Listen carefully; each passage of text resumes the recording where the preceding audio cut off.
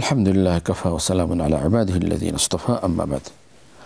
عن عبد الله بن عمر رضي الله تعالى عنه قال: فرض رسول الله صلى الله عليه وسلم زكاة الفطر صاعا من تمر أو صاعا من شعير على العبد والحر والذكر والأنثى الصغير والكبير من المسلمين وأمر بها أن تؤدى قبل خروج الناس إلى الصلاة. প্রিয় বন্ধুগণ, রাসূলুল্লাহ সাল্লাল্লাহু আলাইহি ওয়াসাল্লামের এই হাদিস থেকে, আমল থেকে আমাদের উপরে যে জিনিসটি আবশ্যক হয় সেটা হলো যাকাতুল ফিতর। যাকাতুল ফিতর একটি ইবাদত যেটাকে রাসূলুল্লাহ সাল্লাল্লাহু আলাইহি ওয়াসাল্লাম ফরজ করেছেন।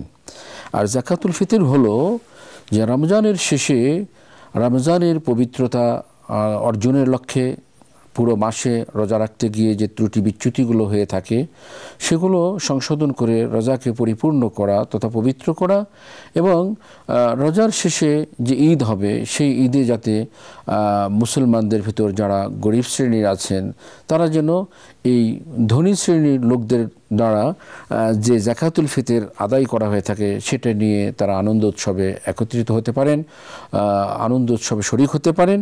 এই লক্ষ্যেই মূলত রাসূলুল্লাহ সাল্লাল্লাহু আলাইহি ওয়াসাল্লামের পক্ষ থেকে একটি ফরজ আল্লাহ রসুলের এই আমলের মাধ্যমে আমাদের জন্য ফরজ করা হয়েছে যাকাতুল ফিতর আদায় করা।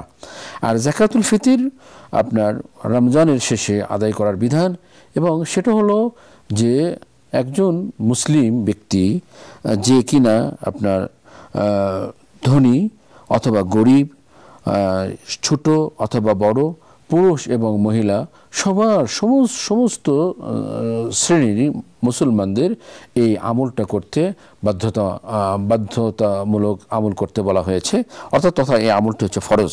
সে কথায় আল্লাহ রসুল সাল্লাল্লাহু আলাইহি ওয়াসাল্লাম বলেছেন যে কথাটি আব্দুল্লাহ ইবনে ওমর তার মুখে বলেছেন যে আল্লাহ রসুল আমাদের জন্য ফরজ করেছেন যে আমরা এক সা পরিমাণ খাদ্যদ্রব্য, যেটা আপনার প্রতিটা সে ব্যক্তি স্বাধীন হোক অথবা গোলাম হোক, সে পুরুষ হোক অথবা মহিলা হোক, ছোট হোক অথবা বড় হোক, সবার উপরে বাধ্যতামূলক এটা দিতে হবে। আর এই সা বলতে যেটা আপনার বলা হয়েছে সেটা হলো খাদ্যদ্রব্য দিতে হবে। আর খাদ্যদ্রব্য না দিয়ে যারা আপনার টাকা দিয়ে ফিতরা আদায় করতে চান, এটা কোনোভাবে রাসূলুল্লাহ সাল্লাল্লাহু আলাইহি ওয়াসাল্লামের আমলের সাথে সঙ্গতিপূর্ণ নয়। আল্লাহ রসুল কোনোদিন তিনি আপনার পয়সা দিয়ে, আপনার টাকা দিয়ে তিনি যাকাত দেননি, যাকাতুল ফিতর আদায় করেননি। তেমনিভাবে সাহাবায়ে কেরামরা এবং আমাদের উত্তরসূরি সালফে সালেহিনদের কেউ থেকে এটা প্রমাণিত নয় তারা অর্থের বিনিময়ে যাকাতুল ফিতর আদায় করেছেন। অতএব আমাদের উচিত খাদ্যদ্রব্য, সেই খাদ্যদ্রব্য দেশীয় যে খাদ্যদ্রব্য আছে, যে দেশের যে খাদ্য প্রধান খাদ্য, সেগুলো দিয়েই আদায় করতে বলা হয়েছে। এক সা পরিমাণ তথা আপনার 2.5 কেজি, 3.25 কেজি, কেউ বলছেন যে 3 কেজি, এহতিয়াতে 3 কেজিও যদি কেউ দিয়ে থাকে তাহলেও আপনার সেটা আরও ভালো হলো। তো এটা আদায় করতে হবে ঈদুল ফিতরে যাওয়ার আগে, এটা আদায় করতে হবে। তবে ওলামাদের কারো মতামত অনুযায়ী 1 দিন পূর্বে অথবা 2 দিন পূর্বেও আদায় করা বৈধ আছে।